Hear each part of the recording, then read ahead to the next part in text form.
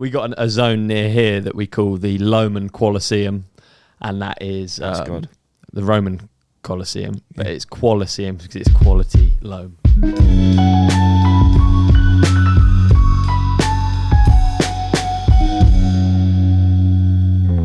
Okay. All right. To those listening, visually, we're now in the dark, and we're going to have like a intro, which the lights turn on, right? Visual effects, some call it. Yeah. Is so that that's right? reason alone to tune in.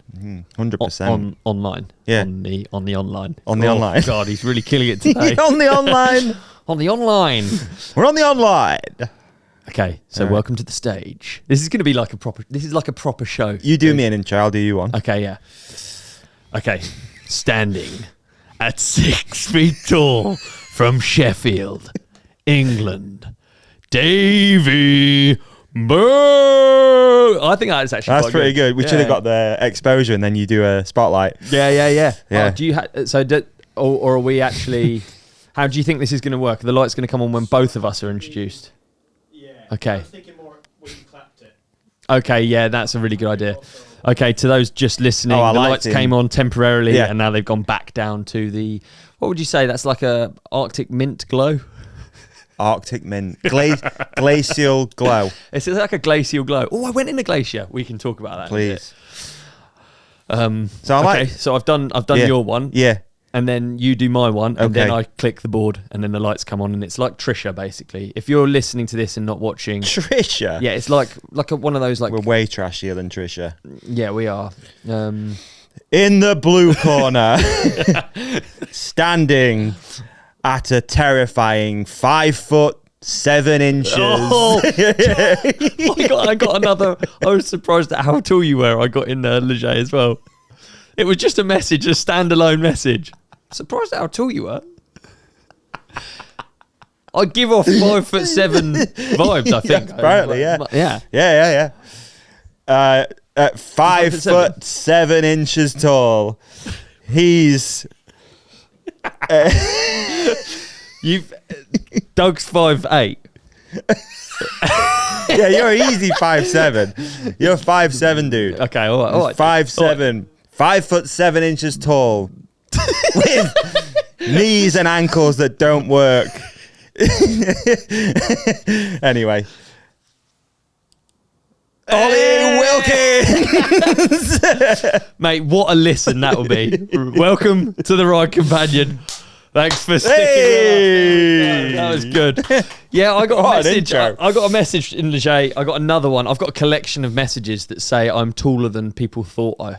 Oh, wow. Yeah. I get fatter than I thought you were. Usually you get tall. I just get fatter. You're fatter than I thought you were. Like, yeah, you don't get that. I had it. Yeah, you know. You posted that thing the other day. Yeah, it's funny, bro. Yeah. Oh, well. Is what it is. It's on purpose. Bring it. What's on purpose? Bring it. What? Getting fatter. Oh, is it? Yeah. I mean... Ready for the winter, dude. Mate, I'm ready to go into hibernation. Ready for the winter. I'm going into hibernation. Yeah, I'm hyped for it.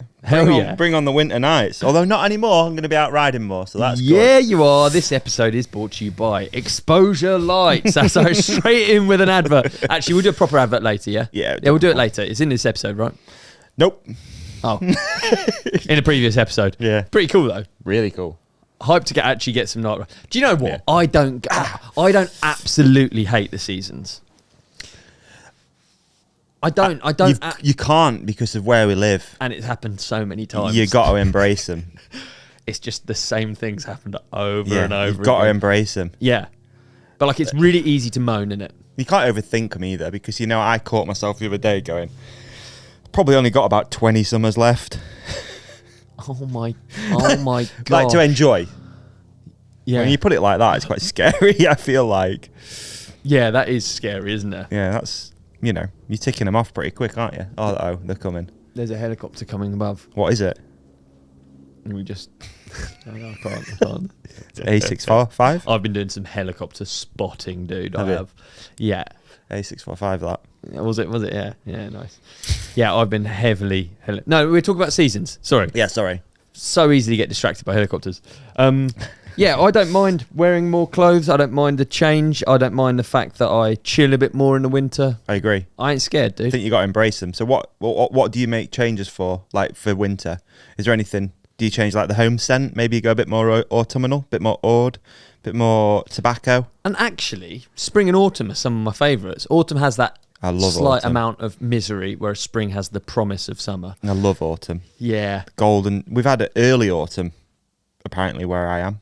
Oh, really? I think just like we were going walking. Trees all brown. No, it's more that there were just leaves on the floor, and it's because they were dying. It's just because windy. It's been, well, yeah, but also just really dry. Yeah.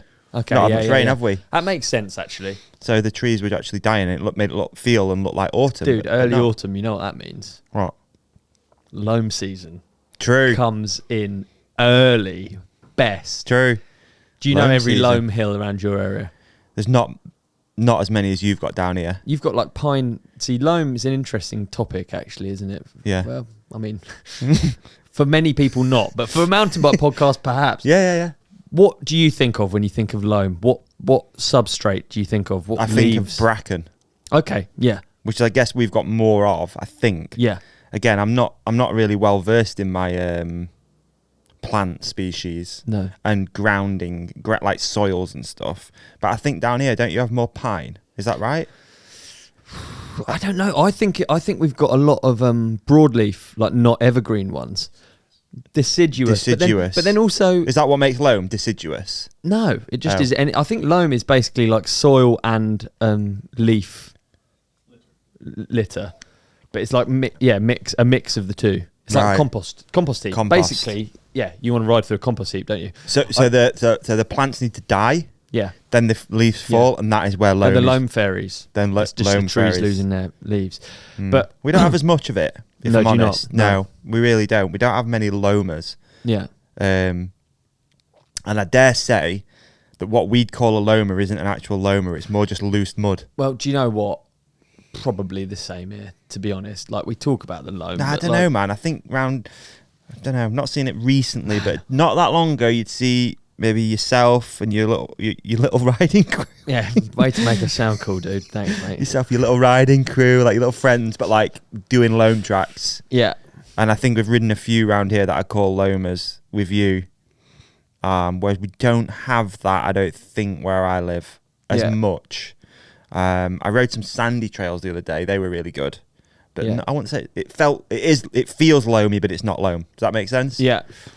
I might be off. I don't know. So some of the best I've ridden has been, or one maybe it's just the trip that I found really fun, but Santa Cruz in Northern California.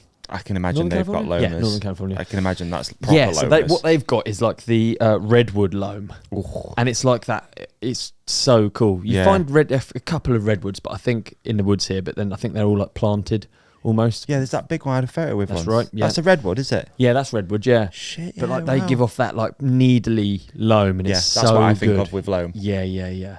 Like fallen bracken is, I guess it is does make for good tracks, but there's something cool about. Comment your favourite loam. Yeah. Riding area, and the dream preferably in the UK, and the dream destination. I think the dream destination is also important because I went on a hiking holiday in Japan. Oh, okay. And it was really, because Japan, I don't know. Japan was super loamy. Yeah, they have like deciduous trees really high up, whereas you used to, because I think that's what's unique about like ski and snowboard movies. I'm talking out of my lane here. I don't know what I'm on about, but I think I've seen loads of like ski and snowboard movies where they're, you're so used to seeing pine trees in snow, whereas like quite high up they've got broadleaf trees. So interested. Yeah, and I walked on a mountain that was just like made for biking. You're probably not allowed to bike, but I've got to go there sometime. 50 to 1 people. They did. They went there. I've watched that over and over. Yeah. I've even got in touch with all the people that they had as guides. Really? Yeah, I'm desperate to go there, and it's because of the loam. Yeah. Make it happen. Got to somehow. Yeah, need to make a video series called something catchy that has something to do with loam. Lonely Planet, perhaps. You get that one off the dome. Yeah. What else? That's good. The Loam Life. A Loam in the Woods. Way better than mine. Usually I'm good at these, but Loam I'm Life. really. No, you're good. Yeah. I'm really struggling with that. Mate, we're coming out the gate swinging. We've done a mountain bike topic already. Pretty good. Yeah, I just can't stop thinking of Loam puns. Can you not? No, I ain't got any either. Okay. That's why I'm really thinking about it. Like, I need a banger. Can't think of any. We got a zone near here that we call the Loam Coliseum, and that is That's good. the Roman Coliseum, but it's Coliseum because it's quality loam. Mate, that's good. It's pretty nice. That's decent. Not mad at that. One of the tracks there is called the Cutty Professor. Mate, please, you're putting me to shame at the moment. They're all good. There's another track called Home Alone. Even better. Good merch. It's pretty nice. Home Alone. Yeah. Home Alone. Home Alone is nice merch, yeah. Home Alone is nice merch. What could it be like Macaulay Culkin? I always found Macaulay Culkin a bit of a shame when he grew up. It was like... Bit cracky. Yeah, he was, wasn't he? That's sad. Bit methy. But he looked so cute as a kid, didn't he? So cute. And then when people used to think I looked like him as a kid. Really, yeah. Yeah, like blonde hair, blue eyes. Yeah, blonde hair and blue eyes. I had blonde hair and blue eyes. Would you believe it? Did you? Yeah. Did yours change? Yeah. No way. Not all kids are born with blue eyes, but like, yeah. No, but different coloured eyes. But a lot of the colour comes Yours after change- you're born. Yeah. Oh, wow. Yeah. Weird, isn't it? So a lot of the pigment happens as you grow Is up. there more like brown-eyed people in Brussels? And then your genetics are a bit confused. No idea. Well, I was born in England and then I just moved to Okay. Brussels, yeah. There you go. Yeah. So maybe he's born in England. Yeah, exactly. Give him a brown eye. Yeah. Yeah. I've just come back from Leger. Can we talk about that? Leger was pretty exciting. Did you watch the race? Did watch the race, yeah. Yeah. Fantastic race. Mate, it was good to be back at a World Cup for me. And what a race to watch. So why did you go there? I just love biking, dude. I know that. No. I went with Motul. Motul are a sponsor of the Mountain Bike World Cup, and they had basically, the track's lined with Motul banners. There's Motul setups in the pits, and kind of they just wanted to do something with some of the riders, and they try and do like these little activations and stuff with riders. So I went along with World Superbike rider Xavi Vierge, which was really fucking cool. He's an HRC Honda Superbike rider, and we were kind of just doing like stuff for the Moto Instagram. Okay. So yeah, it was cool. I had like a purpose being there, and we were getting fired around shooting videos. But it was mega cool just to be at the World Cup, but then to sort of see it with him and also just have him there. You can imagine how annoying I was with questions. You've been with me when there's something I'm interested in and I want to find out about it. Yeah. So he's a world superbike rider. Mate, I am punishing him. He's HRC Honda, dude. So sick. It was really, really cool to hang out with him. Yeah. Do you ever get, Yeah. with riding bikes, you sort of just feel like, whether it's Loic Bruni or whether it's Yolanda Neff, we're all just sort of bikers that do it for the same reason. Yeah, I'd say so. I think as well. Meet Billy Bolt, he's literally the same as, you know what I mean? Yeah. Which we can talk about in a minute. Yeah. But with this, it was interesting actually, because I think superbike racing is a different thing. It is. It's not like... You know what I think a lot of it could be? Is that there's those sports that you can't recreationally do. Well, Practice. exactly. You can't piss around, can you? No. On a superbike. No. You're only at racetracks, only going as fast as you possibly can. Yeah. Whereas I'm sure he does have a road bike and he goes out for a gentle ride around the hills, but Doesn't. there you go. Doesn't. One of my questions.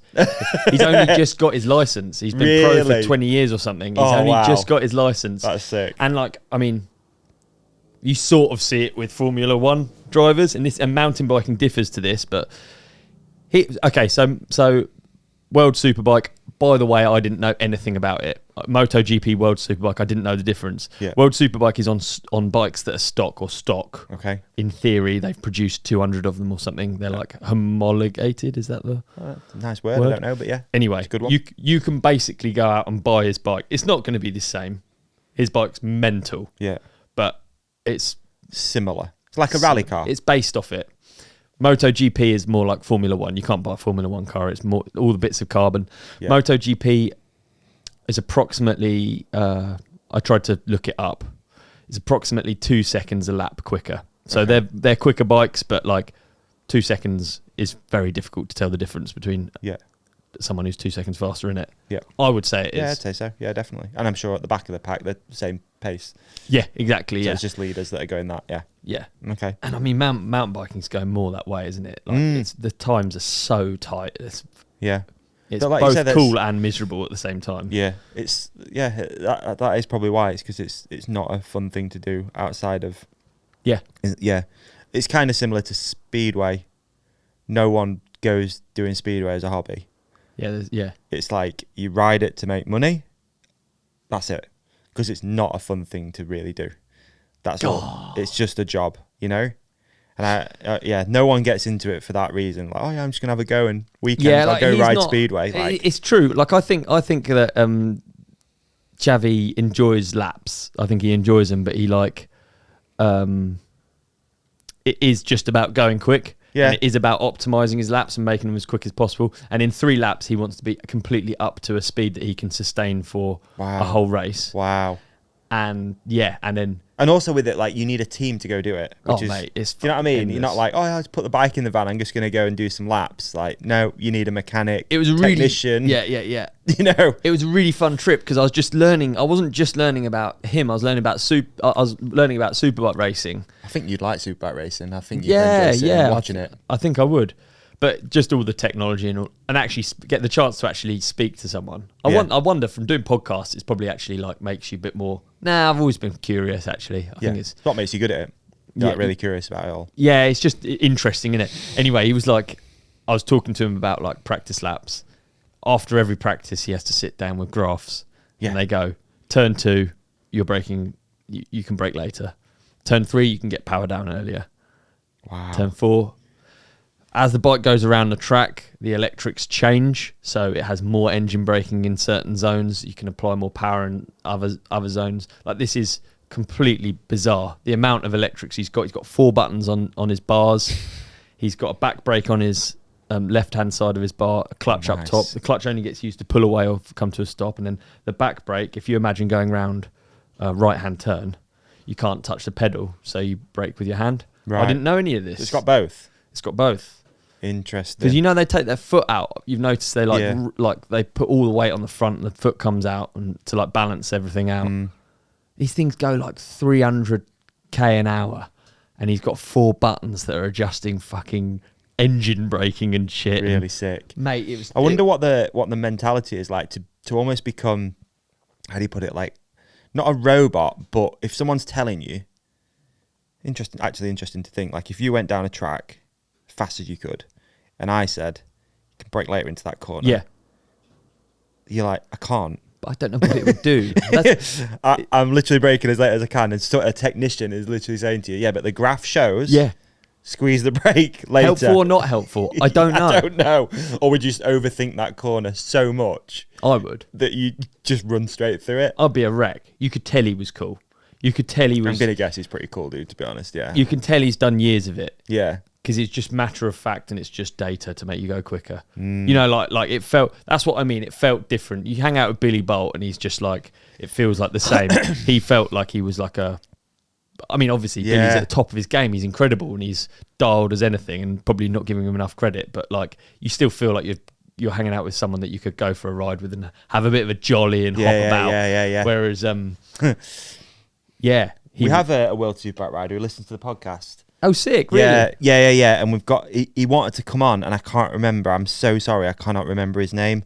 But we've got to make it happen, especially after this conversation. I'm sorry, I was just going to try and quickly look it up because he reaches out quite a bit. Is it Carl or Ray or something like that? I really wanted to get a podcast done whilst we were away, but we were actually like flat out. We were. So yeah, that would be a UK amazing guy, World Superbike rider. I mean, it was so interesting. The thought that you could. I mean, the thought of, and we are getting there with mountain biking. I know it sounds stupid, but mountain biking in a lot of ways, like all of these lockouts and things. Yeah. You know, like what is it that is it really worth Loic having these functions that he has control over, or should we just do it GPS? So on a track that the suspension goes harder when it's on a flat straight, the suspension goes soft when it's on a crazy steep thing with a off camber. Interesting. Yeah, you're right. Like, do we really need Loic to be pressing the button to know what is like? It sort of doesn't matter, right? Yeah, I don't know. Yeah, I'm just trying to think. Obviously, that I guess there's 2 riders at the moment at the top at the point end of the field, Loic and Jackson. And I don't think Jackson has that technology. No, I don't think that Jackson has lockout. No. So, what advantage is it? Yeah, because I guess at least with World Superbike, they've probably all got that. They all come back. They all review the same data. Yeah, it's like a level playing field, I think, on that technology level. Whereas with mountain biking, it seems like we've just got these random things popping up that one person's got, one and I don't know. Don't know if it makes much of a difference or not. You know what I mean? It doesn't seem fair across the board. No, I'm with you. I think because it's still a bit of a like free for for instance, Fort William was podium made up of. Fort William last year was a podium made up of people with lockout. There you go. So but that is just one track. So you're right. It doesn't matter. Yeah. I thought about it loads because I don't think they've got. I think they're not allowed communication back and forth, but they're trying to introduce it in MotoGP or something like that. And MotoGP and Superbike kind of like they kind of read from the same pages or whatever. Yeah. And again, Wow. and that also makes you think, like, imagine having that in your ear. Yeah. Like when you watch Jackson's course previews and he's talking down the track, it's like, whoa, he's operating like this is a high level bike rider. He can go down the track. Like, but it's got to be data driven because no one can tell him because he's going to be the best at it. Do you know what I mean? Oh, but is that accurate actually? Because I guess some athletes do have riding coaches. It doesn't mean you're as fast as Jackson. You just know technically line choices and stuff like that. Every team now has a number of different, like, I don't know what they call them, line coaches, race technicians. But that's what I mean. Like, what would you feed back to Jackson if you're in his helmet? So let's say because if you're watching example. You wouldn't be able to watch a POV, so you're purely looking at data. Mind the hole on the turn. Amory's just gone down on turn that's a good 20. Point. You know, but like... So you've got also that. You could feed back like race updates, which I guess they could get because you can watch it at the top, I think. Amory did go down and a number of other riders went down in that same exact spot and it was a pain in the arse. And like, if you can keep your run and your runs... If you can just manage to keep your run by just breaking up a tiny bit and just being aware of the track's changing the whole time. Like Leger it was pretty mental. Yeah. Also very different to a Superbike. Yeah. The track's like constantly changing. Which is quite cool because Rog actually said it. He was like, well, Cerro Abajo doesn't change. It's like a Superbike race. True. It's like the track literally is exactly the same every time. So you can push.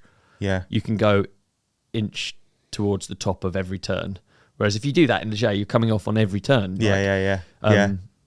It was... Anyway, what a cool There's experience. Interesting parallels between it. Yeah. And I guess, there's a lot of learning from it, I guess. And no doubt the teams are all looking at this sort of stuff and Supercross and, all that sort of stuff to try and find advantages. But it's interesting to think, like, what would you tell Jackson if you're in his helmet? Yeah. I don't know. Keep up good work. It's more... Well done, mate. It's just like... It's going to be updates from previous riders, not necessarily within that 3-minute window updates, I think it changes depending on the rider because for Jackson, I think you could tell him 0.2 down, push. That's true, mate, how sick would the sport be? You've got live radio. Yeah. Push, Jackson, 0.2 down, push. Or if he's qualied further down, pick up the pace. Quite sick. Pick up the pace. I think where it's more useful for like Superbike, so the quali times are always the fastest times.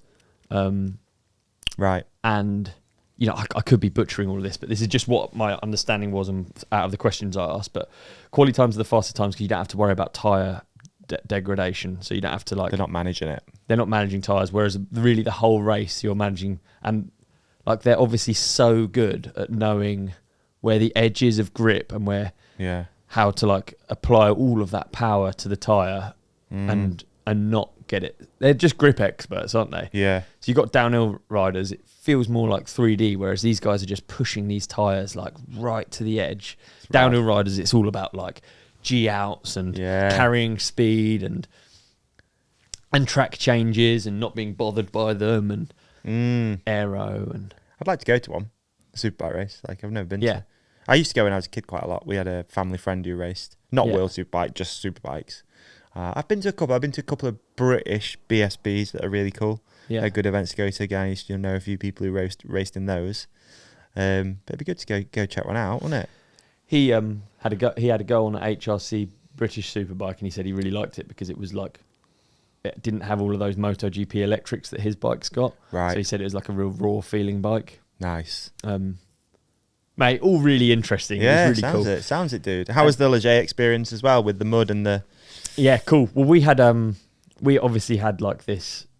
It was cool because it was just not what I would usually do. Normally, I go to a World Cup race, hang out with my friends, and fiddle around, whatever. This was like scheduled, so we had all these like different things that we would like, activities and activations that we were doing with Motul, and one of them was to go to this BMC cross country pits. Okay. And learn about their bikes. Okay. And I found this really interesting. I feel like the listeners will as well. Please. So I was looking at the race bikes for the BMC cross country team. World Cup cross country team. Yeah. Right. Now the droppers, they looked like they were just stanchions going into the frame, and they indeed were. And then I noticed like a little Schrader valve on the down tube. So basically, the dropper post on one of these cross-country bikes, it's when you press the lever, instead of it, you don't have, it just goes down. So you press the lever, it goes down. As opposed to having to put pressure on and sit down and push. So you can stand up, press the lever, and it goes down. And I was like, oh, I guess it's cool. I don't know. It's not something that I've ever really thought about. No. And I think about bikes a lot. Yeah, and I ride bikes a lot. So, it's kind of, we spend a lot of time thinking about them. I sort of also think about products quite a bit and like trying to think of the next thing. New things, yeah. Yeah. So I was like, all right, why is that then? So it had a air bladder in the down tube, which was, I think it said it was 14 bar that you recharge. Okay. You press the lever, the seat goes down. You press it again, and it's just got a mechanical spring, and the seat goes back up. Okay, to the same position. Yeah, up, down, up, down, up, down. Yeah. And I actually, maybe I was having a funny moment, but I couldn't honestly see why. So I asked the question to the mechanic, and he was like, well, in every World Cup cross-country race, the biggest squat you're ever going to do is when you put the dropper down. So that's 80 bodyweight squats that they save every single race. 80 squats? 80 bodyweight squats. So they reckon they go up and down 80 times? Yeah. Wow. How mad is that? And then That you is think mad. about being on the start line for a World Cup cross-country and then... Quite a unique discipline for a dropper post, isn't it, as well? I'm trying to think. Obviously, downhill, don't need it. Enduro, don't really need it because you only go up to climb. Yeah, you can then chill you on drop the way it. up. Yeah, and you might mid-run. Every now and then they have, but Enduro XC is very, you're up and down. And the lockout as well. 80 bodyweight squats. That is mad, isn't it? Yeah. I mean, and it was lighter than any dropper on the market. I just... like, Anyone else using it? I don't know. I don't know. You It only was got the first close time. to those It was BMCs. just the first time I even learnt about it as well, and I just thought that was very interesting. But they descend now, the cross-country riders. We watch trackside, and you watch, that they really hit the turns and go fast. It looks horrific, racing that. It looks really horrific. Really? You see the pain on people's faces. We were trackside, and you just see, like, how many watts they're putting down for such a long period of time, and they're bar to bar. So probably that 80 squats is a saving. 100%. Because also, It's hard to think. Like, is it actually? I've never thought. Oh yeah, my legs hurt because I've gone up and down on the dropper too much. But I don't do that type of riding. So loads of stupid, annoying questions. No doubt. And I always find it funny. Tour riders, cross country riders. You watch them and they get to the end of the race and you see how quickly they turn their data off on the bars. And I just thought, surely you just why do you need the cycle computer? You don't need to log into your social media, your Strava or whatever. What are we doing? And the guy was like, oh no, well that's literally how everyone races. Like, it's got to a point now where everyone knows what watts they can sustain for how long, and everyone knows, like, wow. So they actually really race to this computer, basically. So the computer. And I guess, you know, if you rewind that backwards, it's the amount of food you've put in, the calories you've had. Yeah. Because it's okay, you can say you can do those certain watts, but if you're 500 calories down before the race, yeah, you probably can't, can you? So there's I mean, they're at their race weight and they're at their everything's calculated, isn't it? But like, just to know that for 45 minutes you can sustain X amount of watts, yeah, and then you have to do that plus a little bit. We had an interesting conversation because I was still like, you know, I accept that's the way they do it and they know what they're doing and they're the best. But I always think that, like, in competition settings, there's that extra little bit, or yeah, you know what you can do in practice setting. Yeah. I guess they just make the practice and competition closer and closer as they get it. So it's really pretty much like they're good at pretending they're in competition and knowing exactly what numbers they can do and when they're on form, when they're not on form. Yeah, Mate, yeah, it was really cool. yeah. So I had that aspect You of do it, like and then data, don't you? As well, you are quite numbersy, aren't you? yeah, well, I just train on a watt bike, so Yeah, it's like, exactly. as soon as you do you it actually a bit, understand it. yeah. Well, it really makes it more impressive when you see how much people can do, and you know how much pain it causes to do X number of watts for this amount of time. Yeah, And then you see what they do in race setting. It makes, because otherwise, let's say tour riders, they kind of look like quite unimpressive athletes. I've grown up following a sport where all of the athletes are like crazy impressive, basketball, and then you see a tour rider and it just looks like a very skinny person. small, like librarian, skinny. Yeah. You know what I mean? Yeah, they don't yeah. look like typical athletes, but they are. Right. It is shocking the numbers they can do at the weight they're at. It is Yeah. like shocking. Okay.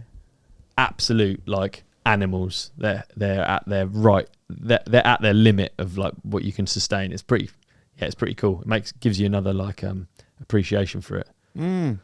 I tell you what else did, but I might. No, I'm going to tell you how hard I got on the Ronan Dunne hype train after the break. Ollie, mate, we're just coming out of summer. It's been hot, sticky, sweaty. And one thing I've struggled with is wearing knee pads. They're just too sweaty. Have you got any solutions? Not with these stage pros, they're not sweaty. No. I mean, they're They're so breezy. I'm actually thinking about not wearing a helmet anymore. I'm just wearing these instead. Yeah, you should do. I'll be honest. Yeah. The knee pads are that good, you can wear them on your head. Is that kind Dude, of what we're saying? Basically, they're so light, you barely feel like you have them on. Yeah. Do you know it's on your head or have you forgot?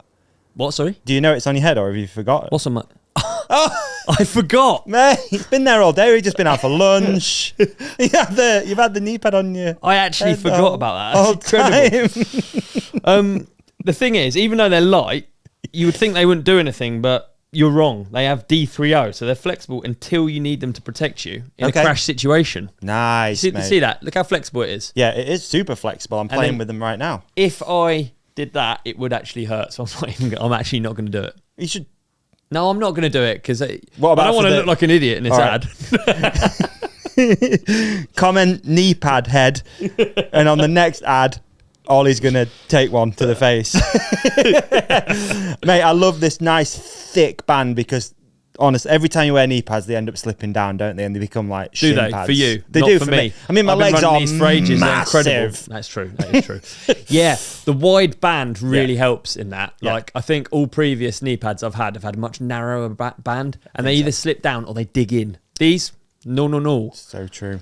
The nice little bit Absolutely. of grip on the inside as well. You know, one of the nice little features tells you on the inside, left or right. That's always good, isn't it? That's always nice. Lefty isn't it? loosey, righty tighty. Yes. They are, they're really nice, dude. Lovely. They've only just been released as well. Brand new Stage Pro. Absolutely. I've been a long time offender of someone who gets up first thing in the morning, puts their knee pads on, and then literally wears them for a whole day. And I've never been more comfortable than these new TLD Stage Pros. They're available at your nearest bike shop. Yes. Or they are. online. Yes. troyleedesigns.com.co.uk, wherever you are. If you just put in, if you go on the internet and you got that Yeah. bit at the top where you type the letters, Yeah. if you just put in Troy Lee Designs there, Just it'll do that. take you to where you need to go, and then you can buy the best knee pads on the market, Absolutely. Amongst other things. amongst all the other things like the t-shirt Yeah. you're wearing, it's the clearly- hat I'm wearing, Clearly best stuff, innit? these helmets, all the good stuff. Well, that's better. I'm going to put my cap back on and let's head back to the show. It's Let's. TLD, by the way, to those who are listening. I'll see you there. Ciao.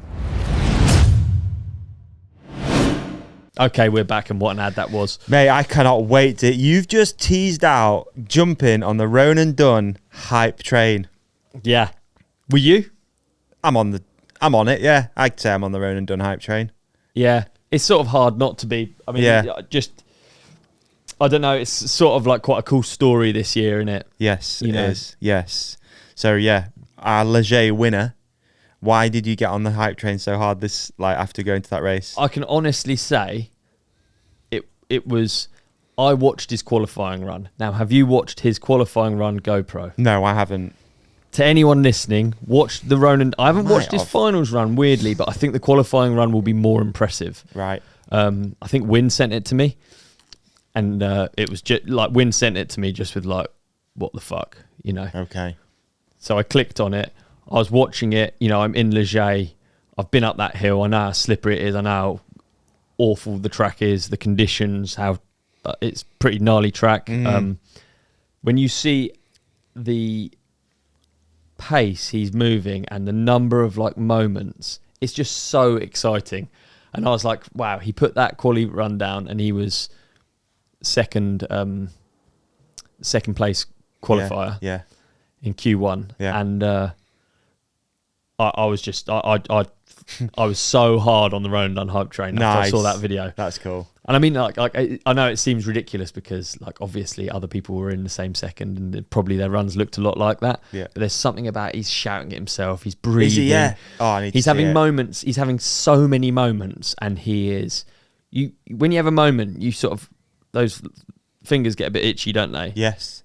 You rein it in a bit with your brakes, right? Yes. The fingers are absolutely not interested. The fingers are completely set on, they're pointing at the finish line. They're like, nope, we're not touching this lever. We are going.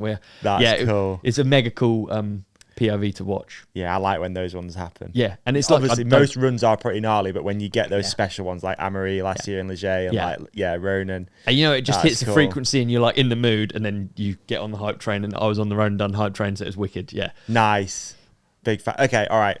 So this episode's coming out after World Champs. Yeah. But if you were to do a prediction at this moment now, who's winning the race, it will actually be tomorrow when we're recording this. We're recording on Saturday the 6th. World Champs is Sunday the 7th. But is Ollie now going to predict the current world champion?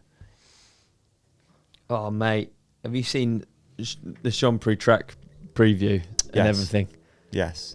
I've been loving seeing Brent at the World Champs, seeing how happy he is to be back between the tapes. That's cool, isn't it? It is really cool, yeah. His video made me laugh where he's like, they finally come to the census, they're sending me out there. And he's like, what? Oh, I'm the sweeper. That's really good. It was great. It's hard to say, isn't it? Yeah.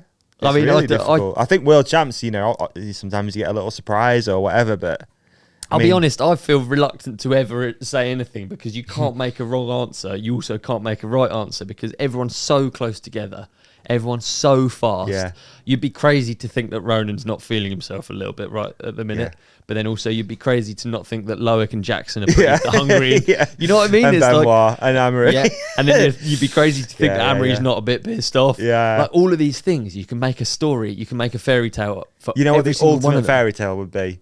A Danny Hart win. That would be the ultimate that would be fairy incredible, tale, wouldn't it? Wouldn't it just rewind the clocks or fast forward the clocks over, and Danny Hart just puts a belter in. Who knows? It's going to be great, and I'm going to be watching it. Oh, he's coming on a podcast soon. I'm going to say it, make it official. Chat with him. Yeah, he's coming on a podcast soon. We've been trying to make that happen for a while. I'll message him because he did say a date. But anyway, yeah. Oh, cool. Yeah, that would be cool. That would be cool. Predictions-wise, I find it very hard now. You're probably used to it more with the Fantasy League, making predictions, making them. Yeah, we missed it this year. We're not doing a fantasy game for World Champs. Okay, yeah. But yeah, we kind of screwed up, but that's a long story. Yeah. Wish we were next year. We are 100%. And we're actually working on a really good thing for Rampage. So that's going to be happening. Oh, wicked. So that'll be sick. Anyway. Yeah, I'm going to be... I'll struggle to do a prediction as well, I'll be honest, because I don't particularly like doing them. But yeah, Tyne and the women, though, I will say Tyne's probably going to win women. Yeah. And then I'm going to say for the men, I'll go out on a limb and probably say... Theo Erlangsen. He's winning the internet, so he might as well. He's winning. He's in the hot seat. He's in the hot seat on the internet. Puppy, big puppies. It's cool, man. And just to go back slightly, how these like, obviously it's not just because of the podcast, but it's a great platform for people to come and talk about things and have ideas and whatnot. And like the whole seeing Theo go from first episode coming on here, just on the monster thing, I think like the first Monster Girl Summit, and then like teasing the idea of being a YouTube guy sometimes, and like, oh, I don't really know. And then he said like, oh, enough likes or whatever. You're along like, for the story. Enough subscribers and I'll do it. And then you see like his Lejay video come out and you just like, fucking. His Lejay video is really good. If you haven't watched it and you're listening to this, sick. It's everything that biking needs. It's basically the Dirt Shark of mountain biking. Yes. Lots of journalists can go and they can speak to Loic Bruni. None of them can offer the insight that Theo can. Theo's going up, he's talking, it's on the same level. It doesn't happen like, you know what I mean? Like, totally. You can be a journalist that's known Loic for 20 years, but you can't get the interview that Theo can. No, the laugh's infectious. He knows what he's talking about. He can make the jokes that a journalist can't. It's like it is the best to watch. Can you imagine? Right? I'm not talking shit on anyone, but imagine a broadcast that's powered by media riders. Win is doing interviews in the pits. Theo's out doing that sort of stuff as well in the pits at the end of the race. Yeah. Warner's on the commentary. Oof. Quite sick. Romanticising here. Yeah. Just romanticising a broadcast, but anyway. But that, and then also just to go back again slightly, but seeing Roger win Cerro Abajo in Italy was, again, just that perfect story arc. Yeah. If you're a fan of the show or whatever, you've seen him come on here, talk about his last, where was it that he finished second? Did he finish second in Mexico? I can't remember. But he had a really good result. It was like a breakout year in the Cerro Abajo series, and then came on here, talk about trying to get a factory ride, gets on Pivot Factory Racing. Next thing you know, he wins Cerro Abajo in Italy, and it's just the perfect story arc. So stoked. Racing just never, racing is completely undefeated. You could really make people race around a car park, and it's going to create this story that's amazing. Yeah. So when people get down on the product or the whatever, like racing is still so good. Yeah. It's almost the problem. Yeah. You could do a really bad job and it's still the best, man. True. I'm not saying that anyone is doing really you're bad. right though. You know what I mean, racing just speaks for itself every time. God, those riders so are still going to throw down, and it's still going to be good to watch. And the story still unfolds. Oh, it's rained. So what is rain? That makes it more exciting. You know what I mean? It's wicked. Yeah, 100%. So you went to Cerro Abajo as well. Obviously, Have I not seen you since then either? No. Have we not done an episode since then? We've not. Oh my god. Negative. Yeah, I did. We've been gallivanting around, going to Red Bull events. You went to Red Bull Cerro Abajo in Italy. I did. Watch Big Rog take the W. It was so cool. Sick. Yeah, it was really good to be at one of those things. I have been at like a lot of those now over the years. We've made a lot of them, but that's just it. I've only been there and I'm working every single one. So it's very stressful. I don't really get to. It's not I don't get to enjoy it because I enjoy it more than anything. You get to actually look building at it from a wider lens for once.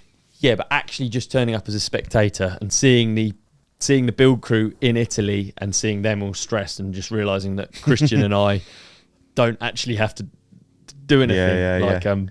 That's cool. Christian's the partner in crime and boss of BSI, so it was really cool to go there with him. Obviously, he's done every single street race for the last however many years, and what could have been better than watching Rog take the win? It was well cool. Really cool. Yeah. Amazing story arc. Love to see it. Yeah. Was genuinely frothing to sit and watch that one again. Yeah. Win killed it on the commentary. Warner killed it on the commentary. It was great. Doug, his brother, had a killer run as well. He did as well. He was in the hot seat for a bit as well. Yeah, he was in the hot seat. Like, how cool is that? Imagine being we often the Vieira overlook parents. him. Yeah, overlook the Vieira. Kids killing it. Yeah, so good. Rad. I went up to Time Ride. Yes, you did. Which I talked about briefly on the boring solo episode last week. No, I haven't listened to it yet. But yeah. You don't have to, mate. It's okay. It's all right. I just did my thing. Really good though. Massive fan of that event. That was a wicked. Hell of a show. And the fact that it's like such an in and out event as well in a way, like, so that course has to be broken down kind of overnight because they have a market there on Sunday morning. Okay. on quayside. Whoa. So it was everything had to come out. You know, kind of know some of the people working on it. Was the Hocknells, Matt and Sam, they do some of the course stuff. Oh, do they? Wicked. Yeah. So we got chatting to them. They were giving us some insights about, you know, how they built it so quick and all How that sort did of they stuff. build it so quick? They built a lot of it in a car park before, and then they just ship it over Okay. the day before, like in the evening. And then So it they have stays- like a week to build, and Yeah. then they move it. Then they move it. Cool. They just move it all over, I think. And then it's like everything was quite modular. Mm-hmm. So it's just a quick breakdown. You know, it looks obviously really impressive, but a lot of Yeah. it is a container. Okay, move the container. Yeah. A wooden, you know, wooden ramp. But yeah, man, Billy Bolt, like, I guess it's the first year he'd ridden it as well. He didn't race last year because he was injured. But just the spectacle of it, dude, it's like, it couldn't have worked out better, I think, as well for the team. I guess they had some bad weather coming in, so they moved the finals a little bit earlier, but the sun was out, mate. It was glorious weather. There's so many people there. I mean, ultimately, it's in the middle of Newcastle town centre. Yeah. It's kind of on the outskirts, but basically it's Newcastle town centre. So to people that don't know, it's a head-to-head and it's hard enduro style, right? Head-to-head, What hard does that enduro. mean? So think straight rhythm, just straight down. So it was basically gate start, which I didn't know they had a gate. I thought it'd just be like a go, you know, they had someone's hands, but gate start, it was like up and over some containers, basically down this thing, over logs, rock garden features, through containers, and then turn around at one end and come back. Okay. So yeah, head to head. There and back. Winner goes through to best of 3. Winner goes through, and then it Wicked. was like a whatever Right. table, whatever. So I don't know before how you call it. go on, Yeah, was there any, you rode motorbikes for a long time. yeah, Was there any part of the course that you felt like you could get over? no. See, I think Next that question. gets lost, mate. I think that gets No, lost when not- you mate, see it was- like It's fucking gnarly that. when you see Billy go through there. He Yeah. sort of like makes it look like he's actually racing. Yeah. And just to ride it alone is like, Just to ride it alone was gnarly. And I guess there was some heavy hitters there. Billy Bolt, Johnny Walker, yeah. Cody Webb was over from the States, Yeah, which was was pretty he? cool. Sick. So it was like heavy hitters there, but it was really interesting because I don't think I've ever watched enduro motorcycle racing like, Yeah. in person. So to see like technique of how they do things was really cool. A lot of it is just riding a bike as hard as you can into things and having the balls to kind of do it. Yeah. But yeah, bikes were taking a beating, dude. Like there was this log into a rock garden. So just imagine a thick, almost like a tree log, but like 2 foot high or something like that. Yeah. About 2 foot. I don't know. I can't do height kind of weights and shit. So about 2 foot. But like the way that the riders, they were like accelerating into it, then braking, rear wheel braking. So the front end would dive and then it was accelerating up. So the front wheel comes up and then just ride into it with the back wheel as hard as you can. Yeah. And when you're watching it, you just like, it's just the loudest, like bang. Yeah. But that's, everyone did the same technique. Only person I seen was Billy. Sent to be able to hop it. You Yeah, could like he, bunny hop bounces. into it, which was just like, and then he was like tripling out of it because he had to go over like 3 extra It's logs. pretty cool. It was fucking. It's pretty cool. I tell you what, the thing that I really like about watching it, Yeah. exactly as you said, there's like the difference isn't just in the speed in hard enduro. There are like things that some people can do, and those people tend to be the ones that win. Yeah. So like I really like miss the days of James Stewart and things being stewable and like only Yeah. one guy's doing something on track. The same goes for like Sam Hill or Yeah. you know like You know what was cool? One of the coolest things. So there was a sort of like a wooden ramp up onto a container, and then the back side of the container was really steep into like a spine feature. yeah. And the guy on a start, whose name I have forgotten, was jumping up and then nose wheeling to drop back in. It was only him doing it. It wasn't even that it was quick. It was just so sick. Every single lap, hop up, nose wheelie across, drop back in. So cool. It was cool, man. I really enjoyed it. It was a good day and like just so good. I mean, how many people that introduced to motorcycles, motocross, enduro, whatever you want to call it. It was packed, dude. There's thousands What a of guy. You people can't do it with anyone. there. You can't do it in anyone in their hometown. No, Billy, it's true. you can. Yeah. Billy's the man, isn't he? Yeah. Mate, it's really cool. Like, yeah, the energy was high. It was just Wicked. such a cool event. And yeah, again, big up Red Bull for the invite. It was really nice to see. Nice. And meet some cool people, met loads of podcast people, loads of fans. I hate saying fans. Companionship. A lot of companionship. Jake 100 was up there, Lando. So yeah, big up. It was cool. Rad. Really nice day. Really fun. And it'd be cool to see if they can do it more in different cities. I think that might be a bit of a plan that they're trying to do, is like, oh, nice. roll it out, different hard enduro rider, different city. I've got an idea I want to do. Obviously, I've built a lot of tracks. Let's talk about it on the podcast. Yeah, because this is how things actually happen. Yeah, so I'm trying to find someone to get in touch with. Obviously, my local, the closest city I've got is Guildford. Yeah. And there's like a cobbled high street, and I was, always trying to think of how we can bring biking to make the most of this period of time where people are interested in investing in ideas and whatnot. So I had thought, and it kind of goes with the hard enduro idea, what if I made 2 jumps that are like the finish line jumps in a Cerro Abajo, okay? So you've got 2 jumps down the high street. These are like quite big jumps, let's say, I don't know, 10 to 14 metres. The high street is quite steep. We've got these big wooden kickers, quite the spectacle.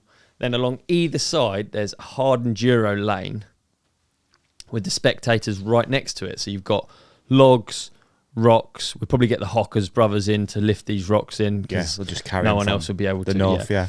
And we got like this sort of like a trials section. Yeah. At the top, you've got a cone, and then you've got jumps that you can fit just about riders side by side.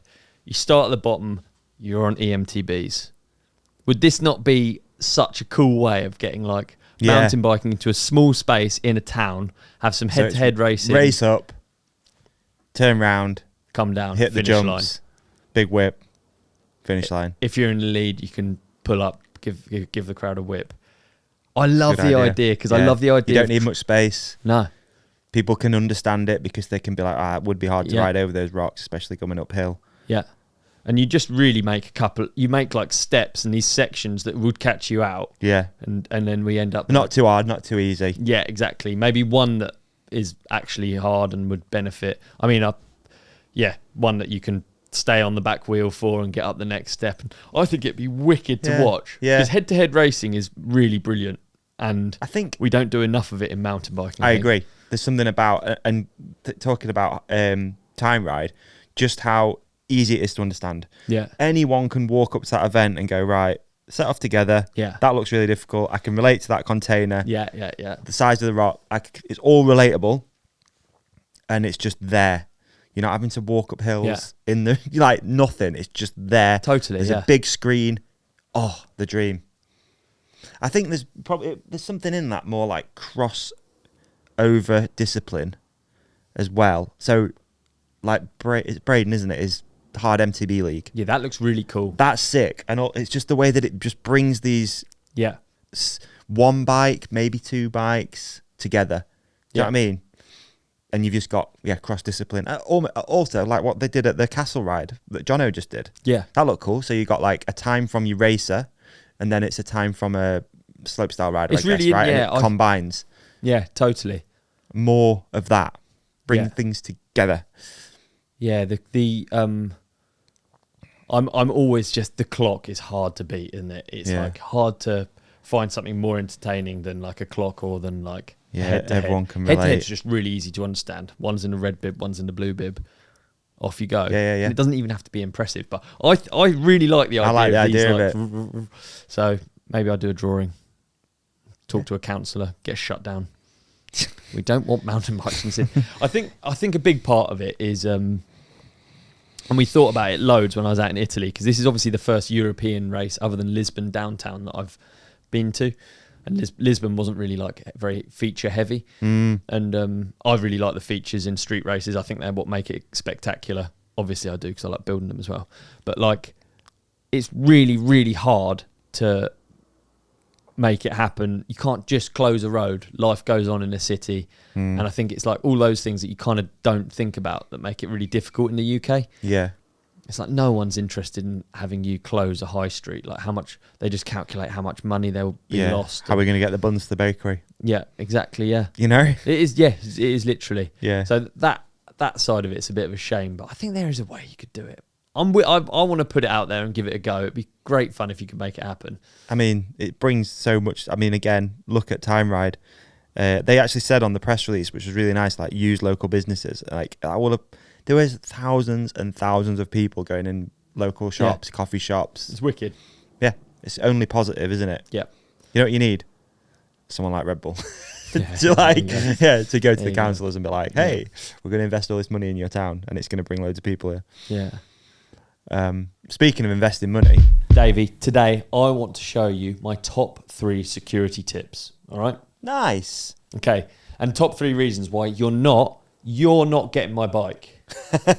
Yeah, if you're listening to this and you're a bike thief, get the out of here. Yeah. Unsubscribe. Cool. And these are all what? Hiplok products? They absolutely are. They're the Nice. number one in bike technology, anti-bike theft technology. course. And here in front of me, I have the D1000, which is, of course, angle grinder proof. Is that right? Did I get that right? Mate, it is angle grinder proof. Yeah, this is one of the newest products that they've released, man. It's it's already an iconic bike security product. It is, absolutely. It uses ferrosafe anti-cutting technology. Yes. I don't know what that means, but I do know what it does. And what it does is it melts angle grinder discs. So there's no way of you actually getting through this. I've seen the videos. They're pretty crazy. It is. It's the most common way that bikes get stolen is with those battery-powered, cordless angle grinders. So quick, so easy for thieves. Not with the D1000. No. Next up, I've got... So this is like my daily driver. I would use this... Let's say I'm popping into a petrol station, bike's locked up on the back of the car. Yeah. Let's say Fuel in the e-bike. I'm going to a coffee shop Yeah. and I'm just leaving it outside and maybe the road's a bit busy. This is like my light security option and one that I keep on my frame. It's the Z-Lock combo. You might be familiar with the Z-Lock before that has a small key. It's basically a security zip tie. Is that how you would... I'd say it's a lightweight security tie. Not zip tie. You wouldn't say that. Yeah, zip tie. It's along those lines, though, It's right? along those lines. So yeah, this it's is a along those 3-digit lines. code. It's got 45 centimeter locking length and it's reinforced steel core. Yeah. It's also got, this is really cool. This is my new find. I haven't used it yet. But this is the AirTag holder. Nice. So I can hold it on my frame, put an AirTag in there, double safe. Okay, amazing. Love your Steve. security tips, mate. Absolutely love them. And if people listening or watching this want to find out more, simple, all right? We've got our own URL set up now, and we're going to give away an exclusive discount.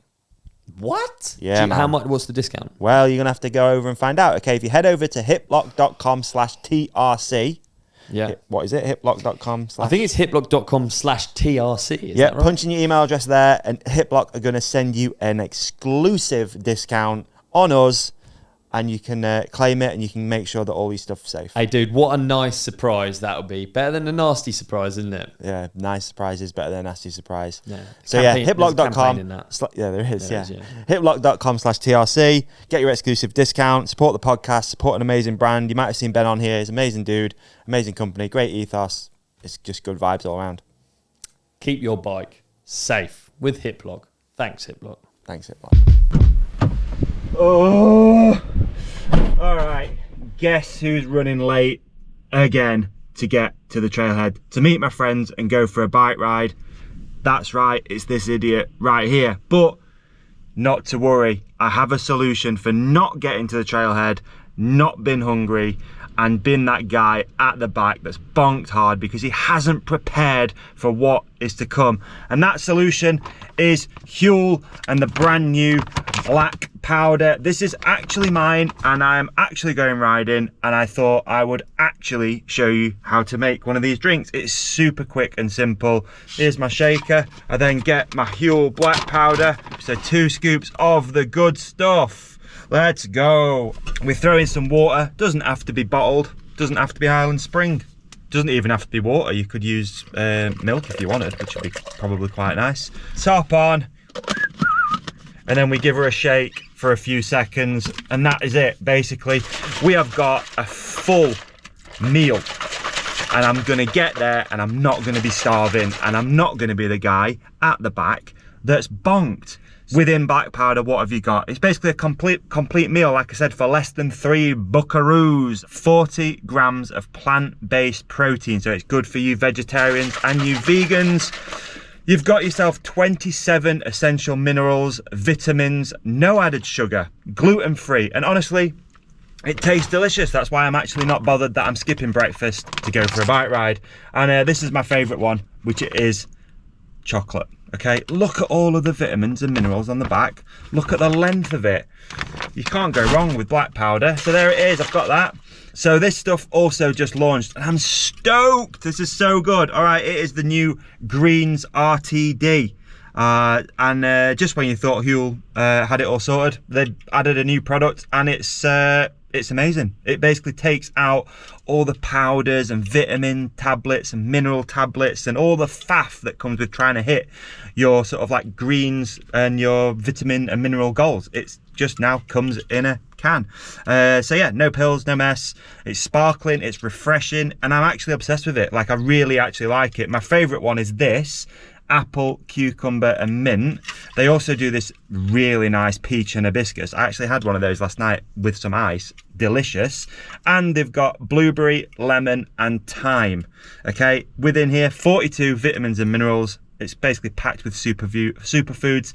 Only 25 calories, 4 grams of fiber, 1 gram of sugar, made by dietitians and ready for whenever you are. For me, it's how I'm starting to kickstart my day, and that's why I've brought these, because I'm going to drink this on the way to the trails, and I'm going to have one of these, and I'm going to be like Loic Bruni today. All right, so if you would like to check out HUEL, maybe you've not had it before, maybe you just need an excuse, here is your excuse to get on board the HUEL train. Okay, head to HUEL.com, and whenever it asks you, punch in the code RIDE. Okay, this supports the show and it's going to get you 15% off all HUEL products. Your first order, you're going to get a free shaker, you're going to get a free t-shirt as well, so what's not to love about that? Unlock a healthier, easier way to eat with HUEL. Nutritionally complete meals in minutes so you can focus on what really matters. Going biking with your mates. And on that note, I'm going biking. HUEL.com, punch in the code RIDE, support the show, 15% off. We'll see you out on the trails, and it's time to go biking. Whoa! We're back in. We're back in. That was a nice break. That was a nice break. Feel really, really better after that break, actually. I'm not going to lie. I actually feel a lot better after I had a break after Leger. I had an actual holiday. Oh, yeah, you did. Yeah. I had a 3-day holiday with George in Chamonix. 3-day and holiday. I think I've just developed a new hobby, or something that I'll probably get into in the future. Okay. Yeah. What is it? Well, I've coffee shop been reviewer. well into going to coffee shops. No, it was so fun having these 3 days in Chamonix doing hikes. And I think I fucking really like hiking. I've ruined it a bit because I can't walk that far. Yeah. But being in the mountains, there was something so cool about it. And going at 2 miles an hour, walking past, they're not even paths that you want to ride down. Yeah. It was quite nice to not be on a bike and to like... Hiking guy. It was so cool to be there with Mont Blanc there and have all these people around you that are like taking on a big expedition for them. They've planned for it. They've got their bags. They've got their crampons. They've got their...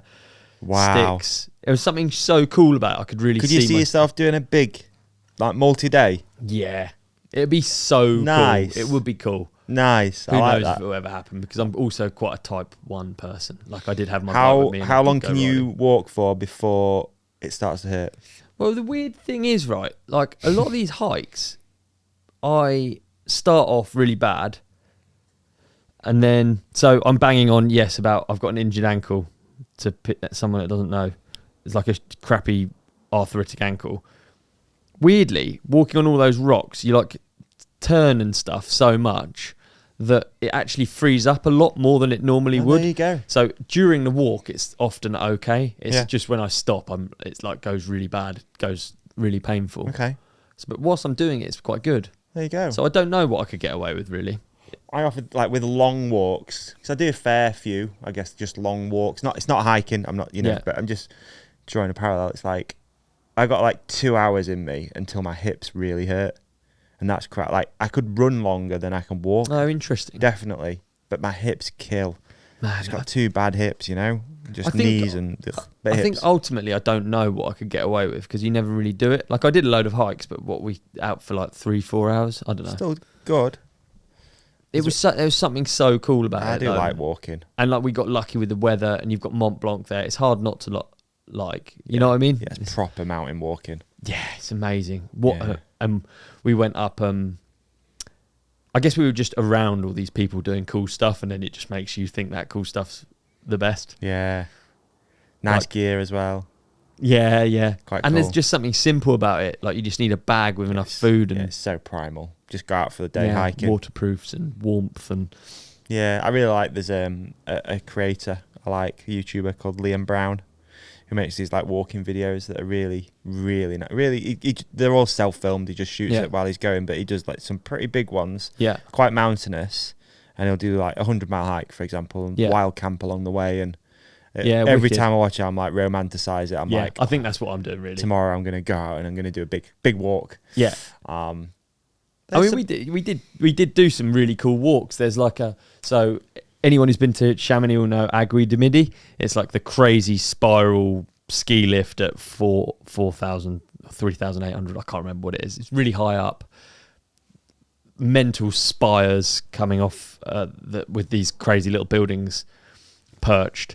And then below there's Plan de Mid d'Aiguille, or I can't remember anyway. And you can walk from like Mer de Glace to there, and you're traversing around the mountain. It all looks so beautiful and like. How do you find out about them?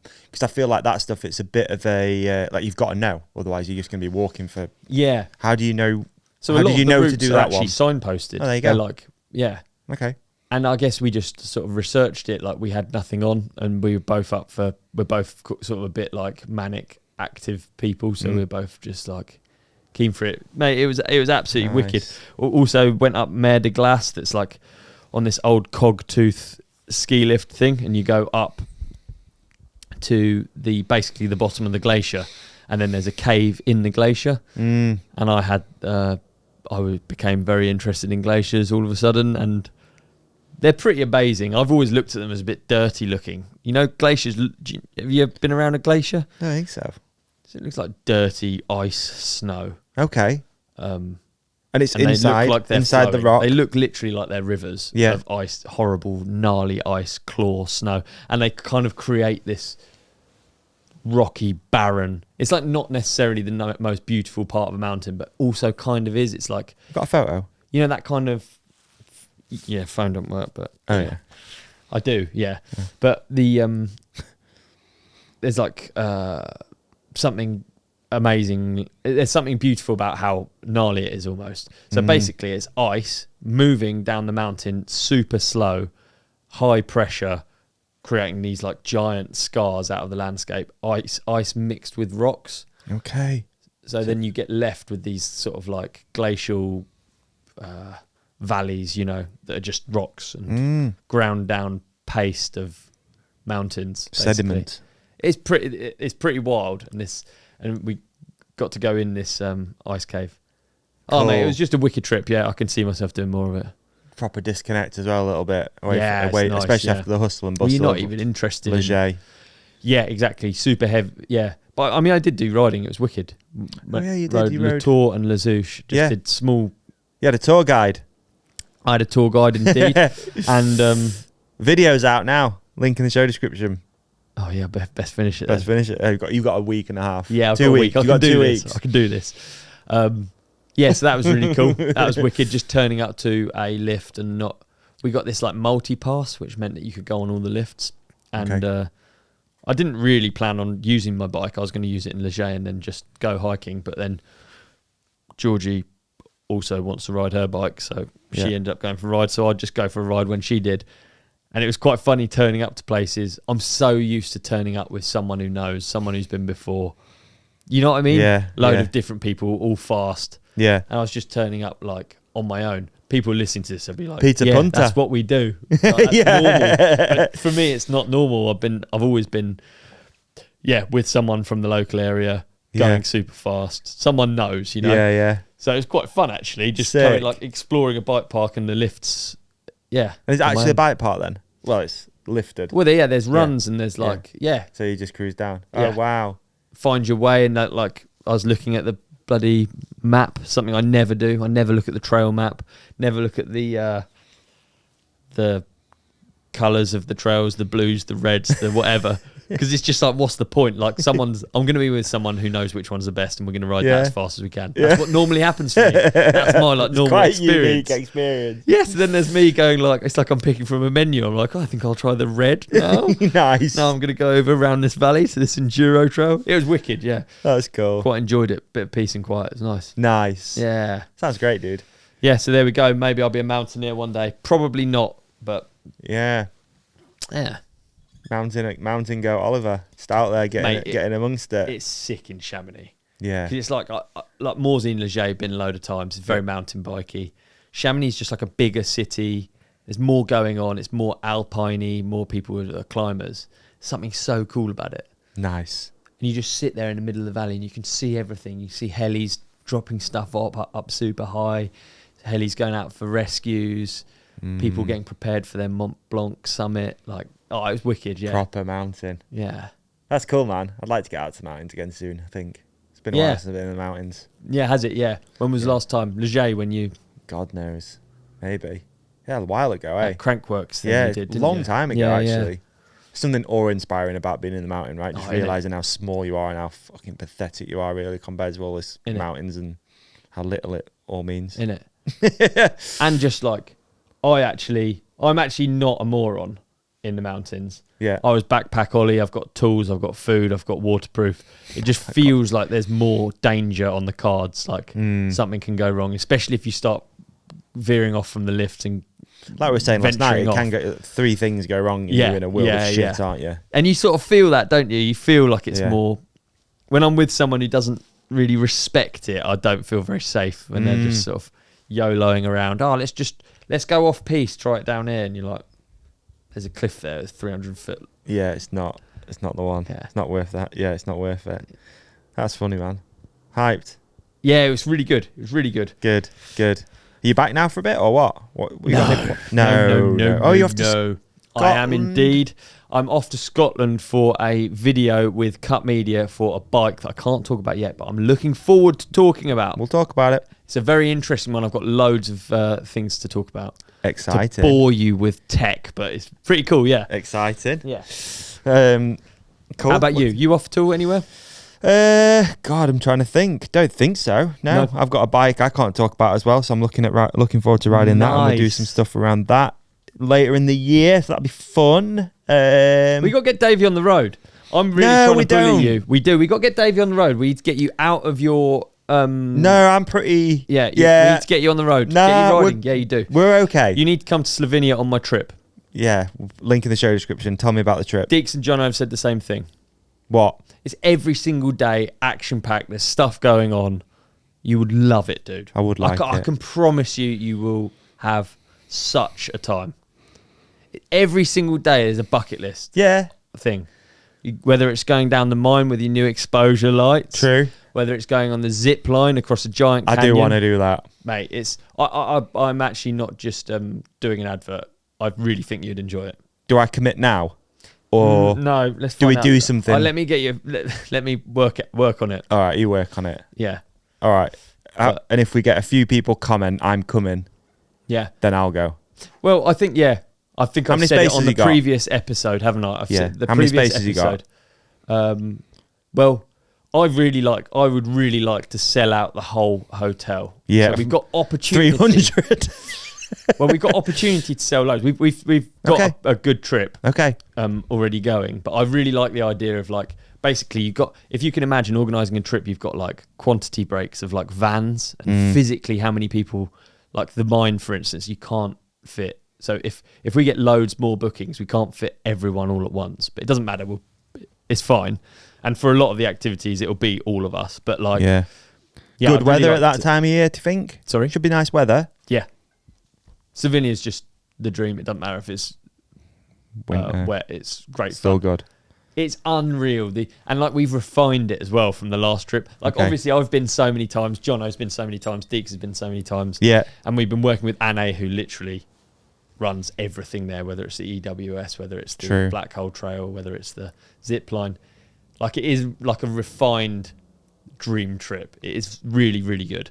And I think in the last episode we were like talking about how like people might think that it's going to be super intimidating and we're going to be jumping giant jumps and they're going to feel like they can't keep up or whatever. It really isn't like that. We're not. It's definitely a trip that's open for people with lots of abilities. Okay. I'm not going to say all abilities because Yeah.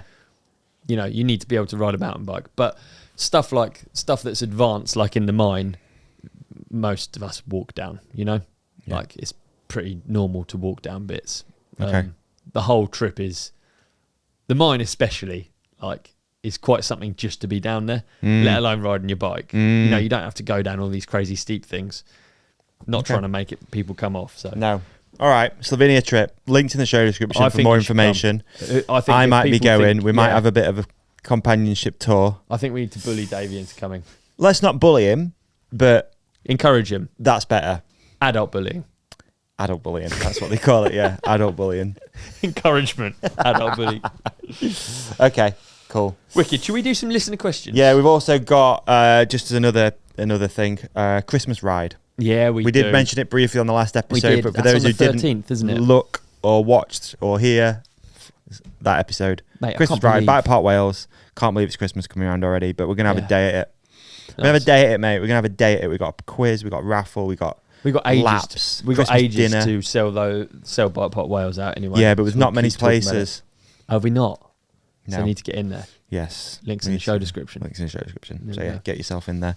Nice. All right, listener questions. Let's see what we've got. Yep, this is going to be all you, dog, because my phone has stopped working. Oh I yeah. don't know why. Don't know why. Jesus Christ. Okay, here we go. Right, first of all, we got to do the Patreon ones because if you don't already know, we have a Patreon, and if you've ever wanted to support the podcast, if you ever wanted to support the show and you don't know how, then for just £3 a month, less than a coffee, and less than a what else is it less than? It's less than a meal deal.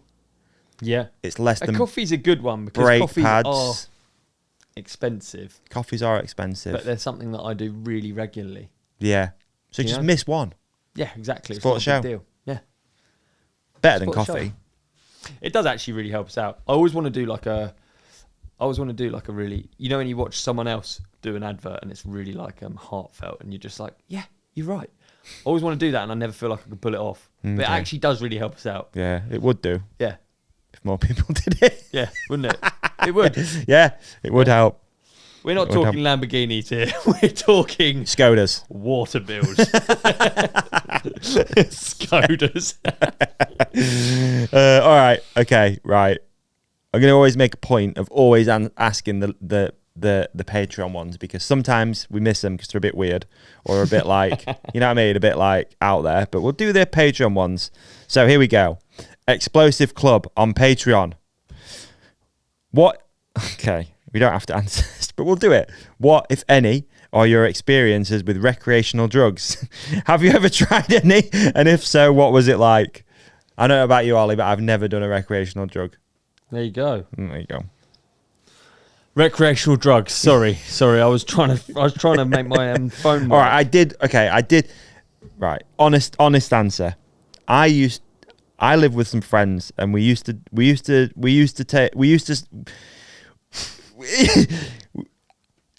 smoke a little bit of weed, Yeah. which is legal in some parts of the world, and Yeah, apparently it's exactly, actually yeah. legal in Sheffield where I used to do it. Very legal, absolutely fine. Just a small zone. Small zone. It was just on our street. Actually, you're allowed to do it. Yeah, there you go. Buy it, everything. Anyway, I don't do it anymore, and I think the main reason is I don't really trust my own brain these days.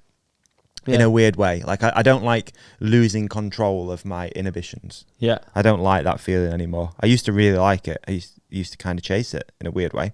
Yeah. But now I don't trust myself, and I had some weird paranoia the last time I did it, and it put me off, I think, forever. Yeah. So fair now enough. I'm just down the line. I had 3 beers the other day, and I was hammered. So Yeah. that's I'm boring. that's I'm sober. recreational drugs. Yeah, I'm boring and sober. yeah, I always have been, and I'm just too focused on tomorrow, unfortunately, Yeah. which is really annoying. yeah. It's an annoying thing to be around. I know I'm annoying. I know Yeah. I'm boring. Yeah, we got to answer. Sorry We've about got to answer the Patreon ones. We yeah, have it's to do good. them. Yeah. All right, Phil Cormac. What did Ollie think of the Watchmore Bike Park? Oh, great fun. So so this is a bike park. It's actually like I think an illegal spot that's really close to mountain bike legend and podcast alumni Steve Gill. Ooh. It's also known as Gilly's Garden. Oh, did you go there? Have you? Yes. Oh, cool. And it is a tiny hill, Yeah. but it's like they've maximised the space, and it's really good fun, and it's good for Insta clips. So I had a great time. Nice. I also flipped a jump that, like, I'm really bad at flipping sort of smaller jumps. I always need a bit more time, so I've got time to jump off and run away, ish. But I flipped one of the jumps there, and it was quite hectic. Really? Yeah, Nice. like really fast. Oh, right. Okay. Yeah. Mini flip. Yeah, exactly. Yeah, Oh, sick, dude. So where is Yeah, it? it's Where great is it fun. in the country? like Southampton. Southampton. Yeah, Southampton. Big up the Southampton massive. Yeah, but it's great fun. Good use of space, I would say. Very boring answer, but it is. Yeah. Good use of space. Well Yeah. done. Cheers, Phil. Last one on Patreon. Owen King. Could you have ever joined the military? If so, which brand/type? Trade. So Not interesting. type. I feel like it's like what's your answer first? I wouldn't say I've ever considered it, but it's definitely something that I probably would enjoy as I've got a bit older, about structure, the training, the skills that you probably come out of the military with, Yeah. whether it's a HGV license, helicopter license, I don't know, you come out of it with some cool things. Yeah. So yeah, I didn't ever really consider it. I probably do romanticize it a little bit as I've got older, but mainly the selection process I think would be really fun. We watched the last. I know it's different, but we watched SAS Who Dares Wins Celebrity Edition. Yeah. And it's that sort of stuff I do enjoy. Like, I'd like to put myself through something like that to see if I could do it. Yeah. Especially a little bit older, I think that'd be kind of cool to see if you've still got that in you. But yeah, I can't say I've ever really properly considered it. Be nice if we didn't need them. Yeah. You know, let's all just not. Let's just not. Yeah. I also never seriously considered it, and sometimes I wish I had, just for... You just got I've the coat. always wanted to fly. Yeah, well, it's sort of like... like Deeks always hates it when I have any camo of any sort on. Really? Yeah, well, imagine if you've been to war and Yeah. then you've got all of these like cockapoos. You know what I mean? You're a pit bull and there's these cockapoos walking around with your uniform on. I'm a pit bull. That's what I feel like when I'm around the military people. Fair. But I actually think there's loads of things in the military that really appeal to me. I really like discipline. I know I'm a loosey-goosey guy, but I can actually be super disciplined. I quite like team stuff. Yeah. You're loosey-goosey, but you like a plan. I think that Yeah, summarises it. You like a structured, Yeah, I like, do. we're doing this today. Yeah, and I just don't like. I like just doing something. I don't like fuss at all. I don't like fuss, and I don't like. Yeah, I like all of us working together and doing something. So I think like there is a version of me. I'm not saying I could do it, but there's a version of me that definitely could have, especially if you're getting young and like. Yeah, I definitely think there is, and also like I'm kind of like.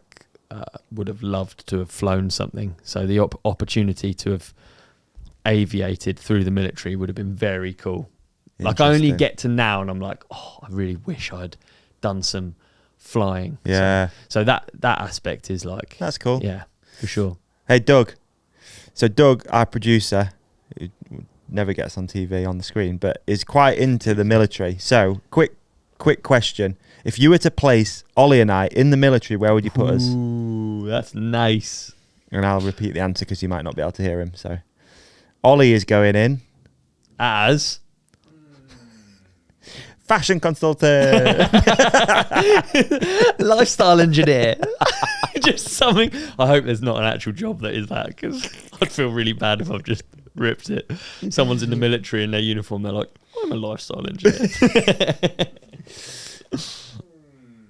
I'd say Ollie Naval Search and Rescue. Ollie's Okay, I'm not mad naval at that, search yeah. and rescue. Quite cool. Quite cool. Now I'm about to get absolutely hammered by Doug. I think I can see it might coming. not, I don't I reckon. can see it coming.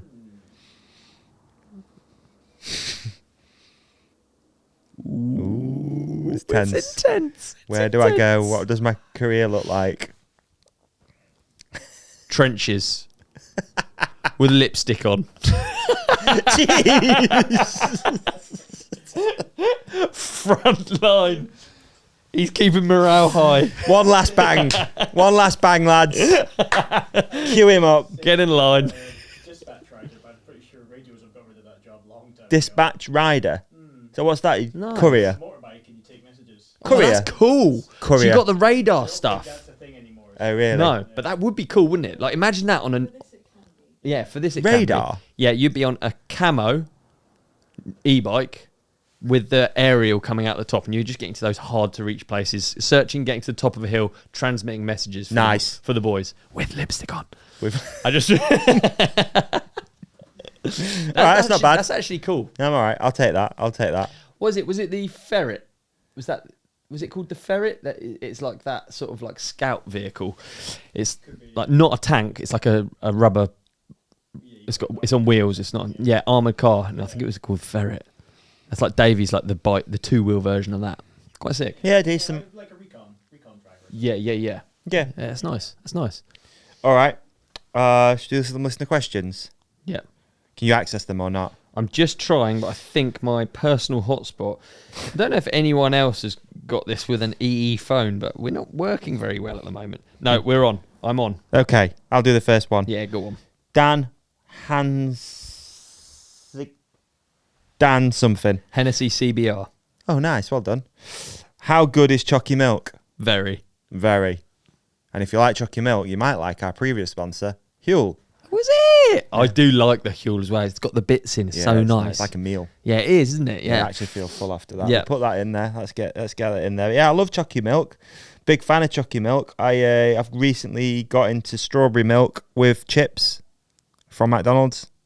It's quite nice. Dipping the fries in. Strawberry milk with chips. dipped in. Dip them in. That's insane. Yeah. So talk me through this again. So Why? what have you done? So you get fries from where? McDonald's. It's got to be McDonald's fries. McDonald's fries, and then you get the strawberry Large. milkshake. Large. Large and large. You dip them in. I've never heard of that. Yeah, it's a thing. Is It's it? a thing, innit? It is a thing, right? Yeah, it is a thing. Doesn't matter. It's a thing. Is it? Yeah. Yeah, it's a thing. I've never heard of that. Quite tasty. That's pretty YOLO for me. Don't put anything else in Chalky Milk. You don't burger dipped in. You do it with chocolate milk. With the Strawberry fries. milk. Strawberry sorry. milk. Oh, yeah, yeah, chocolate milk. You dip your chicken nuggets in. Do you really? No, the strawberry milk and fries is a thing, and it's Okay. really nice. I did not know that. Yeah, there you go. You learn something new every day. But yeah, how good is Chalky Milk? Really good. It's really good, isn't it? It is really good. Yeah. I also like the fact that I've been told it's got higher levels of protein than the other flavours. Like, I love how pathetic I am that if you just put the amount of protein on something, then I'm going to eat it because I'm like... You know what I mean? Yeah. I've got that level of whatever idiot jock guy.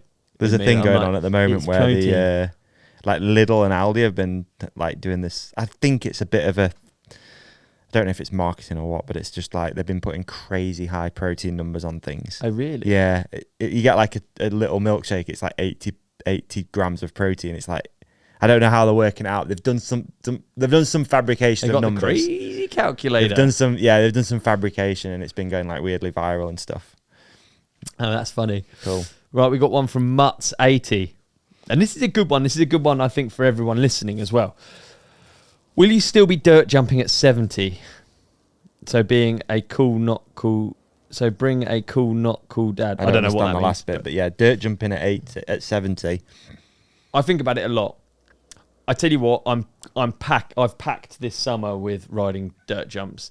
Riding dirt jumps has always been a big a thing that I really like doing, as it has for you in the past, hasn't it? For sure. Yeah. I've been off the wagon a little bit the last few years, jumped back in, randomly sold the bike, my dirt jump bike. Yeah. Can't replace it because there isn't any in stock. So I've missed this year, and I was really frothing for it this year. I remember at the start of the year, I was like, I'm dirt jumping all year, and I haven't, and I feel really shitty about it, and I think about it a lot because I miss riding dirt jump bikes a lot, dude. I really like them. Keeps you sharp, doesn't it? I can Really feel it like going 'em. away. Not going away, but I can feel it like becoming more scary if I stop doing it. And I'm really lucky to have people around me that are like super inspiring, like in the scene.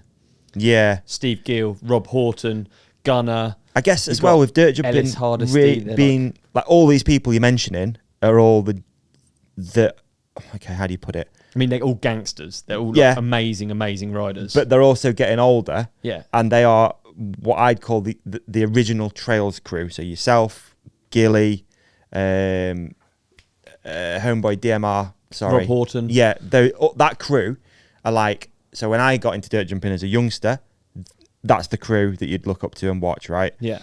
Now they're getting older, so it's going to be interesting to see about dirt jumping at 70. Is it possible? We don't know. There's not been a generation that have gone through it. Yeah. This is the generation. This is it. Yeah. Yeah, this is the generation. So if they're still riding at 70, yeah, it's quite interesting to think of a 70-year-old bloke riding trails, I'll be honest. So at Jimmy's trails, Rob, every time he rides through the sideline's like a big, more intimidating line, let's say. They're bigger jumps, big clay jumps, and every time he rides through them, it's a record for oldest guy through the line.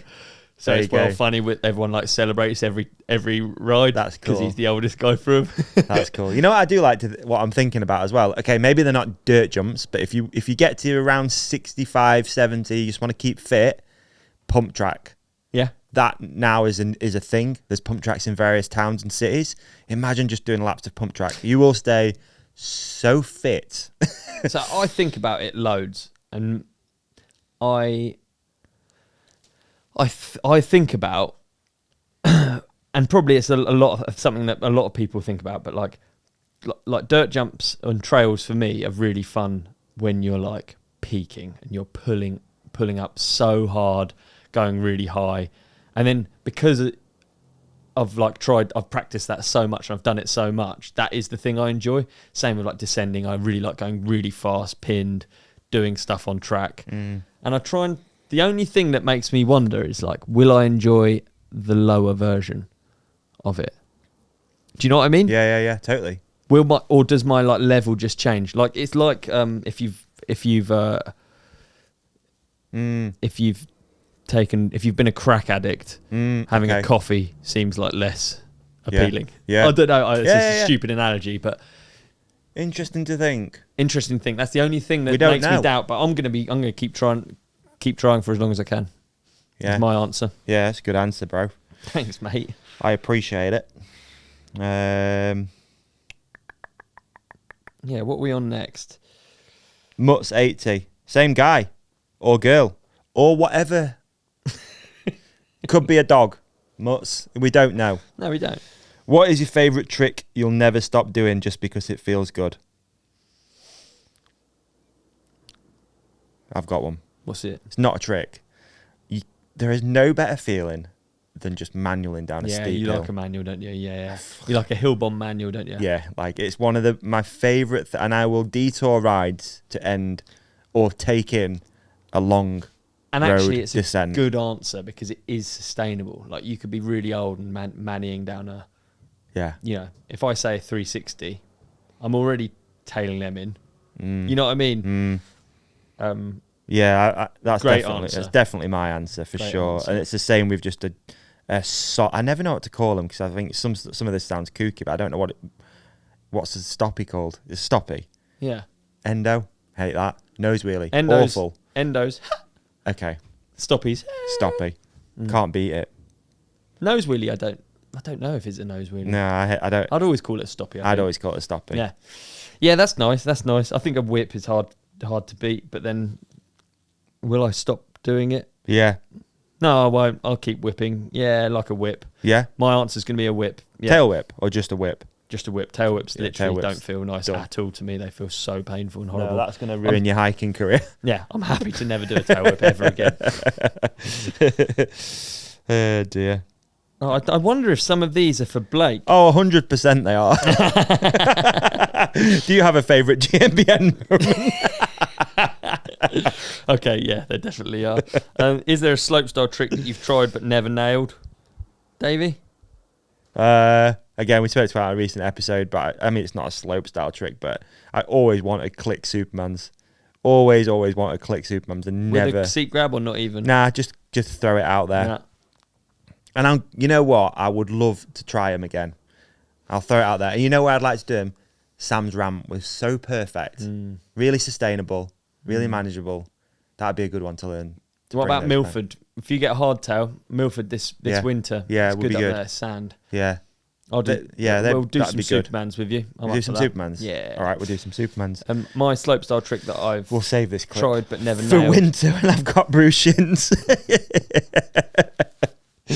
Oh dear. I'd probably say bar spins. I just never got them good. They're always minging. I never nailed enough time into actually doing them. Also, I think I'm regular left foot forwards, and then I throw with my right hand, which is wrong. You're meant to throw with your foot forwards hand, and the bike is more stable apparently. Okay.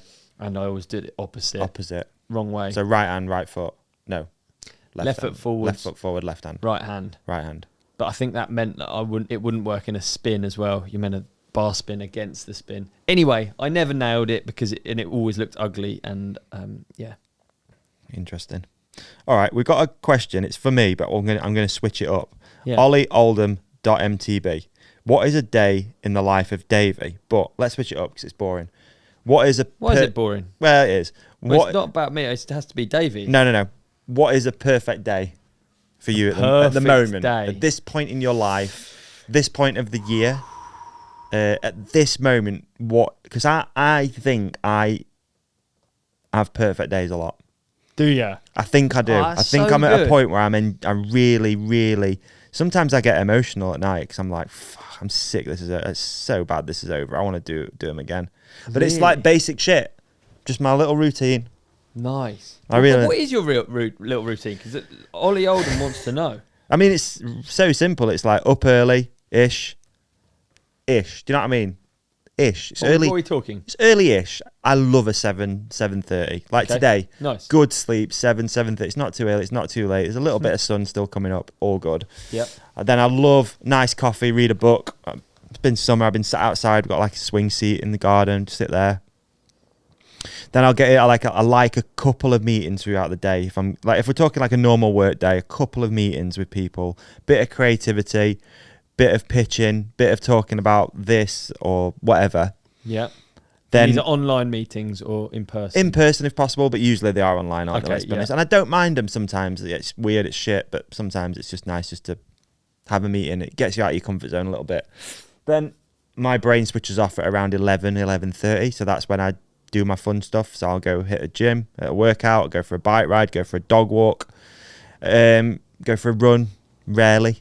But I like that. That's like a perfect day for me at this point. Like I've got all my stuff in. I've been to see a family member, been to see my dad, whatever. And then around 4:30, brain starts coming back on for a few hours.